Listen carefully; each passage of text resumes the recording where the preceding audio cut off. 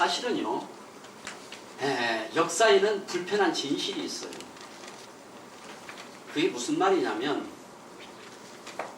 지금 현재는 당연한 것 같지만 사실 당연한 것이 아닌, 예를 들자면 옛날에 우선 조선시대만 하더라도 임금님이 어명을 내리면 그냥 목숨을 내놔야 됐잖아요.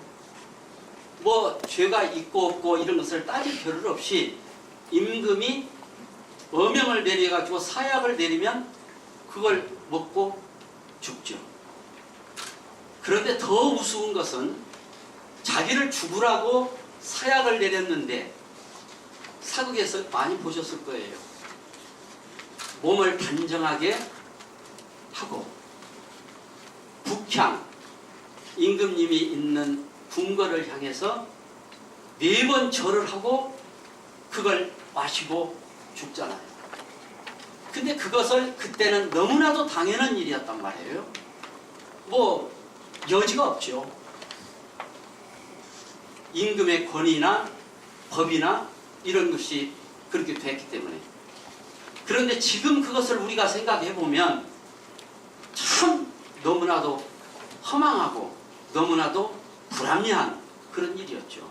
마찬가지로 지금 북한의 핵, 다른 나라의 핵, 이걸 없애라고 입에 거품을 물고 떠드는 나라들이 5나라가 있어요.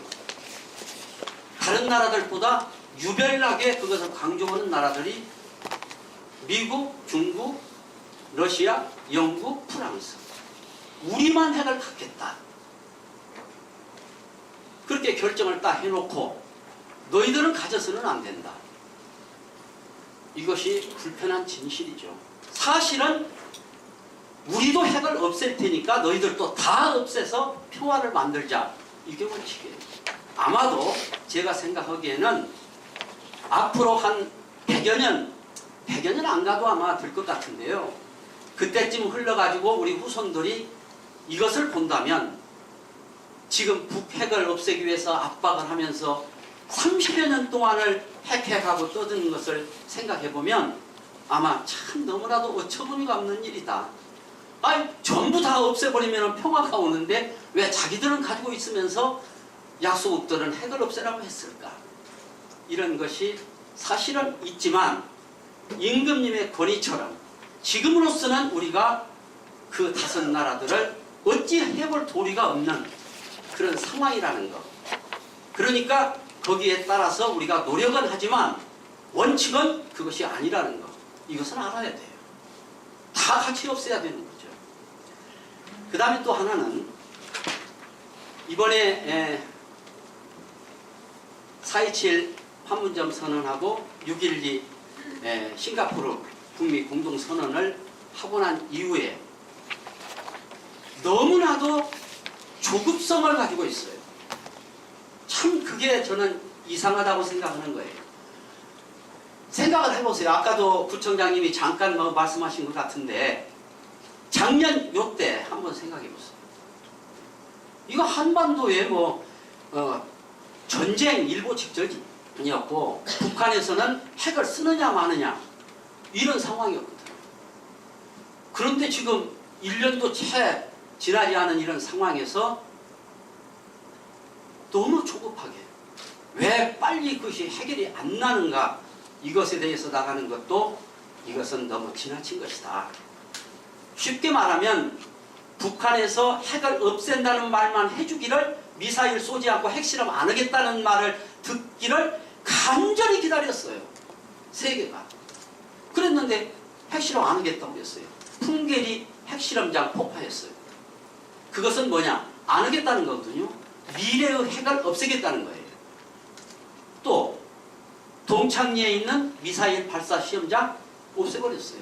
미국의 소리에서 말했잖아요. 미국도 인정을 했어요. 없앴다고. 그 소리를 듣고 싶어가지고 미사일 쏘지 않고 핵실험 안 했다고 이 소리 좀 나왔으면 좋겠다. 북에서 약속하면 좋겠다. 이걸 가지고 그렇게 안달을 하고 기다리고 했는데 그렇게 하겠다는데 이제 또 욕심이 생기는 거죠.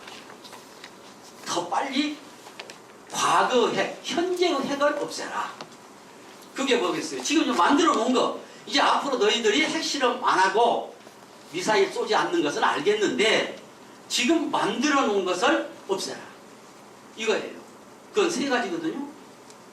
하나가 핵 물질이죠. 플루토늄으로 우라늄으로 만들어 놓은 핵 물질. 몇 개인가는 저도 몰라요. 그러나 어쨌든 30에서 50여 개 정도로 생각을 하고 있죠. 그걸 없애라. 그 다음에 두 번째는 핵시설 완전히 없애라. 그 다음에 세 번째는 핵 두뇌까지 도려내라. 이거거든요. 그것이 바로 CVIB라는 아주 완전하고 검증 가능하고 불가역적인 완전하게 없애라는 거거든요. 그런데 북한이 너무나도 그것을 반발을 하니까 그것을 고쳐가지고 바꿨죠. 최종적이고 검증된 그것은 핵 두뇌는 사람을 어떻게 죽일 수도 없고 어디로 납치해 갈 수도 없잖아요. 그러니까 그것까지는 어쩔 수 없고 있는 핵하고 그 다음에 핵시설은 완전히 없애라. 이렇게 양보를 한 거예요. 그래가지고 지금 진전이 되다가 이상하게 좀 꼬였잖아요. 그게 왜 그랬겠어요? 저는 이제 신문에 칼럼을 쓰기 때문에 항상 미리 다른 사람보다 알아야 되거든요. 미리 예측을 해서 알려줄 그런 의무가 있기 때문에 좀 곰곰이 연구를 하고 있는데 중국이 끼어들면서부터 일이 꼬여버렸어요. 중국이 종전선언을 한다고 하니까 중국이 가만히 보니까 이거 종전선언을 곧 할 것 같은데 이거 우리가 빠지면 안 되겠다. 그래가지고 북한 김정은 위원장을 자그마한 채 3번이나 불러들였어요. 근데 김정은 위원장이 그러면 안 가면 되지 않느냐. 김정은 위원장으로서는 안 갈 수가 없어요. 중국에서 오라고 하면은. 왜? 아까 그것도 똑같은 거예요. 우리가 5나라를 어찌할 수 없는 것하고 똑같은 거죠. 그러니까 가서 시진핑이 뭐라고 얘기를 했겠어요? 절대적으로 종전선언에 우리가 참여해야 됩니다. 이러니까 김정은 위원장은 고민에 빠져가지고 종전선언을 미국한테 얘기를 했겠죠. 실무진들하고. 미국에서는 중국하고 지금 무역전쟁을 벌이고 있고 지금 중국하고 한판 대결을 벌이고 있는데 중국이 믿거든요. 중국을 빼고 싶거든요. 그리고 김정은이 중국이 불러가지고 지시를 하고 조종을 하는 것이 못마땅합니다. 그러니까 트럼프 대통령이 처음에는 자기가 먼저 종전선언 그거 아무것도 아니라고 해준다고 했다가 뒤로 빼버린 거거든요. 거기서 꼬인 거예요. 종전선언을 이제 북한에서 김정은 위원장이 아까 얘기한 대로 풍계리 핵실험장 폐기했고 미사일 발사장 동창리 없앴고 그 다음에 미군들이 6.25 때 죽어가지고 못 갔던 그 유해 소환했잖아요. 다 했단 말이에요. 해달라는 대로 다 했는데 이제 미국에서 행동 대 행동 균형을 맞춰가지고 해줘야 되는데 종전선언을 안 해준단 말이에요. 그러니까 북한이 크게 반발을 했던 거죠. 아주 화를 냈어요. 지난번에 폼페이오가 3차 방북했을 때 뭐라고 그랬어요? 강도 같은 짓 하지 말라고 그랬잖아요. 우리는 다 줬는데 자기는 하나도 주지 않고 또 뺏어가려고 하면 말이 되느냐. 그렇게 돼가지고 거기서부터 이제 이것이 꼬였는데 이걸 풀어야 되잖아요. 풀어야 되는데 자존심이 있고 내가 이제 트럼프 대통령 제가 고려대학교에서 강의할 때 그 얘기를 하도 그 대학원생들이 질문을 해서 얘기를 해줬는데 왜 종전선언을 해주면 되는데 그것은 쉬운 거거든요. 정치적인 선언이고 그건 뭐 아무것도 아니에요. 근데 왜 안 하느냐? 트럼프 무슨 이유냐? 이거였거든요. 3가지가 있는데 하나는 종전선언을 해주고 나면은 그 다음에 북한에서 핵 물질이 됐건 그 다음을 해줄 거거든요. 틀림없이. 종전선언을 해줬으니까 이제 북한 차례잖아요. 북한에서 틀림없이 핵 물질의 3분의 1 아니면 반, 뭐 이거 가져가라 뭐 이런 식으로 이제 얘기를 하게 될 거예요. 다는 안 줘도. 그러고 나면은 미국에서 또 그 다음 선물을 줘야 돼요. 그 선물이라는 것은 대북제재 완전 완화. 대북제재가 지금 강하잖아요. 유예. 내지는 해제. 그것을 해주거나 그것도 아니라면 평화협정 얘기가 이제 당연히 나올 거란 말이에요. 그런데 트럼프로서는 지금 정치적인 위치가, 환경이 그걸 해줄 수가 없어요. 종전선언까지는 할 수가 있는데 그 뒤에는 왜 못 오느냐. 미국은 의회가 상원과 하원으로 나눠져 있는데 하원은 국내 문제를 다루는 것이에요. 임기도 2년밖에 안 돼요, 하원은. 근데 상원은 이번에 11월 달에 하죠. 상원은 5년이에요, 임기가. 그리고 각 주에 2명씩 있어요. 100명이죠. 그런데 미국의 50개 중에 48개 주가 군수산업체, 군산업체가 들어가 있어요. 그런데 미국은 정치자금을 아무나도 끌어다가 한도가 없어요. 능력만 있으면 얼마든지 천문학적인 숫자를 끌어다 써도 돼요. 미국은. 법이 그렇게 돼 있어요. 우리나라 참 노회찬 의원이 안 됐는데, 노회찬 의원은 사실은 뭐 그 5천만 그것 때문에 죽은 건 아니에요. 그것에 대한 이정미 대표가 물어보고 또 손석희 앵커가 물어봤는데 2번 안 받았다고 해요. 그 거짓말을 한 것에 대한 그 자괴감 때문에 못 이겨서 사실은 그랬지, 돈 그거 5천만 원 그 신고하는 거 그것 갖고 그렇게 목숨을 버릴 정도는 아니었어요. 그러니까 우리나라는 정치적으로 상당히 불행이죠. 그게 엄청난 불행이죠. 근데 미국은 그렇게 돼 있어요. 그런데 군수산업체가 그 상원 의원들을 완전히 장악하고 있어요. 그런데 어떻게 트럼프가 자기 마음대로 그걸 할 수가 있겠어요? 군수산업체는 뭐예요? 솔직하게 얘기하자고요. 군수산업체는 뭐예요? 전쟁이 일어나야 돼요. 여기저기 분쟁이 일어나야 무기를 팔고 자기들이 돈을 벌 수가 있는 거예요. 근데 그것을 한반도 평화가 오는 것을 좋아하지 않아요. 이대로 있는 것이 좋아요. 돈도 벌고. 근데 트럼프가 왜 이번에 북핵을 그렇게 진전을 시켰냐? 트럼프는 돈이 많아요. 돈을 군산업체나 그런 사람들한테 받은 적이 없어요. 자기 돈으로 정치를 했기 때문에 큰 소리를 치는 거예요. 자기 멋대로 하는 거예요. 그렇기 때문에 우리 한반도로 봐서는 트럼프, 김정은, 문재인이라는 이 세 조합이 기가 막힌 지금 궁합이 맞아갖고 있는 거예요. 김정은 화끈하고 트럼프 화끈하잖아요. 그리고 솔직하고 담백하잖아요. 그런 사람이 있어야 진전이 되거든요, 일이. 이것저것 머리를 잔머리 굴리고 깊게 생각하는 사람은 일을 추진을 못하거든요. 그런데 둘이는 부딪히기가 쉬워요. 그렇잖아요. 강과 강이 부딪히면 맨날 이거 안 되잖아요. 거기에 딱 우리 문재인 대통령이 온화하게 부드럽게 사이에서 하고 있어요. 엊그제 평양에 가가지고 뭔가 멋지게 지금 해결했잖아요. 지금 이제 미국으로 공이 넘어가서 트럼프가 뭔 얘기를 할지 그건 지금 아직 나오질 않았는데 지금까지 성공적이에요. 완전히 성공한 거죠. 왜냐하면 북한 김정은이나 트럼프가 서로 이 얘기를 하고 싶어도 자존심 때문에 이 얘기를 못 하고 있던 걸 우리 특사를 보내가지고 사실은 남북 정상회담 협의회로 갔지만 진짜 중요한 것은 남북 관계는 좀 잘 되고 있잖아요. 아주 잘 되고 있어요.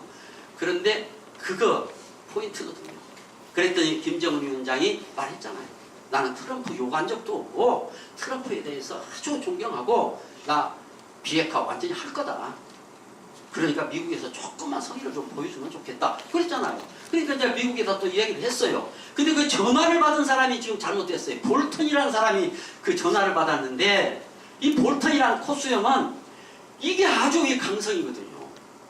이게 쉽게 말해서 완전하게 잘 문재인 대통령이 물건을 만들어 갖고 미국으로 보냈는데 이 택배 이거 이제 트럼프한테 이제 전해줘야 되는데 이 볼턴이 이게 이제 살짝 가가지고 이제 이렇게 꼬아가지고 잘못 얘기해버리면 안 되거든요. 말이라는 것은 아야가 다르거든요. 그게 좀 걱정은 돼요, 되기는. 그러나 트럼프 대통령이 감사하다고 했고 또 했기 때문에 지금 오늘 저녁 이제 기다려 보는데 이렇게 된 거예요. 이게 문재인 대통령이 지난번 북미 싱가포르 그것도 깨질 뻔 알았던 거 중재해가지고 성공시켰고 이번에 또 이거 반 성공시켰어요. 지금 이제 반 조금 남았는데 이거 성공시키면 되는 거예요. 종전선언을 금년 내에 하는 것이 문 대통령으로서는 굉장히 바라고 있는 그런 거거든요. 근데 그게 아마 제 생각으로는 될 거예요. 트럼프 대통령으로서도 방법이 없어요, 지금. 11월, 이번에 근데 유엔 총회에서 동반 연설하고 거기서 남북미가 종전선언을 한다고 했는데 그것은 아마 어려울 것 같아요. 시간이 틀렸어요. 벌써 지금 유엔 총회가 17일 시작하는데 안 되잖아요. 그 다음에 대통령도 18일부터 20일까지 가서 그거 하고 거기서 김정은 위원장하고 미국으로 같이 가고 어렵죠. 지금으로서는. 그러나 금년 내에는 아마 모르긴 해도 종전선언이 되지 않을까. 종전선언에 대해서만 얘기하고 이제 시간 우리 송 간사께서 좀 전략을 아까부터 얘기를 했으니까 그것만 얘기를 할게요. 중요한 거기 때문에. 종전선언이 그러면 왜 중요하냐. 그 정치적 선언인데 중요하죠. 굉장히 중요합니다. 왜 그러냐면 독일이 통일될 때요. 통일이 될 여건이 안 됐었어요. 아직은 몇 년 남아있었어요. 통일이. 그런데 스코티지라는 동독이죠. 동독의 대변인이 막 임명이 새로 됐어요. 그리고 그 대변인이 막 임명돼서 아직 업무 파악을 못했는데 관광법에 대해서 기자들을 모아놓고 회견을 한단 말이에요. 관광법이 이제 관광을 조금씩 자유화 시켜주겠다. 동독 주민들이 서독을 자유롭게 갈 수 있게 해주겠다는 것이 그 관광법의 요체인데 그것을 설명을 해주는데 완전히 이 사람이 파악을 못하고 있었어요. 그런데 모르면 모른다고 해야 되는 거예요. 언제나 모르면 모른다고 하면 문제가 안 생기는데 이게 자기가 대변인 지금 기자회견이고 상견례나 마찬가지인데 이 자존심도 있고 하니까 기자들이 물어봤단 말이에요. 언제부터 관광 그것이 발효가 될 것, 아니 언제부터 되겠습니까? 그러니까 조만간 하여간 된다. 갈 수 있다.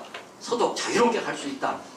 그래요. 그러면 그게 진짜 언젠가 그것부터 좀 시점을 좀 알려달라고 기자들은 집요하잖아요. 그랬더니 이 사람이 지금부터라고 했단 말이에요. 지금부터라고 하니까 그 시청을 지금 전부 그 기자회견장을 국민들이 시청을 하고 있는데 동독 주민들이 베를린 장벽으로 다 몰려들어 버린 거예요. 막 넘어간 거예요. 지금부터 된다고 그랬으니까.